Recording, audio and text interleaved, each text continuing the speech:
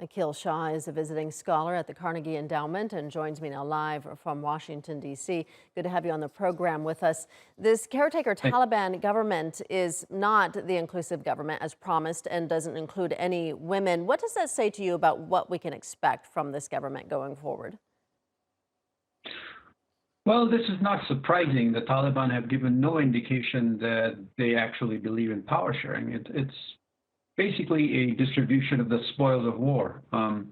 And it's dominated by the Taliban and their the Haqqani network. So it's a government of people who are either on the UN blacklist or are on the globally designated terrorism lists. So no, I mean, I did not expect the Taliban are dealing with this as a military victory, and they would like that to use that military victory to basically control and monopolize power in their own hands. We've been seeing increasing protests taking place in Kabul against the Taliban rule. Where do you see this all headed?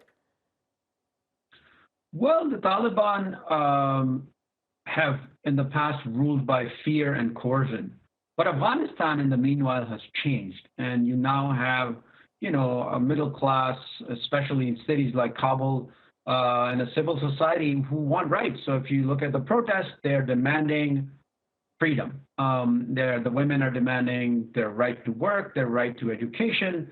And so unless the Taliban can accommodate this growing resentment and anger, I can only see more instability, more protests, and the Taliban resorting to more coercion and more repression, which augurs ill for the people of Afghanistan and for future stability in the country. What are the main challenges for this government in rebuilding Afghanistan, which has been under U.S. occupation for 20 years? Well, there's obviously the economic crisis, which is getting worse by the day. Afghanistan is also reeling from a drought. There's a humanitarian crisis unfolding.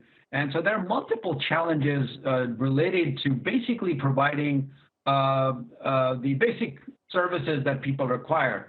The other challenge is, of course, the prevention of, or the challenge that the international community, I think, is most interested in is to prevent Afghanistan from once again becoming a state that is a safe haven for global terrorist groups. All right, let's leave it there for now. Aqil Shah joining us from Washington. Thank you.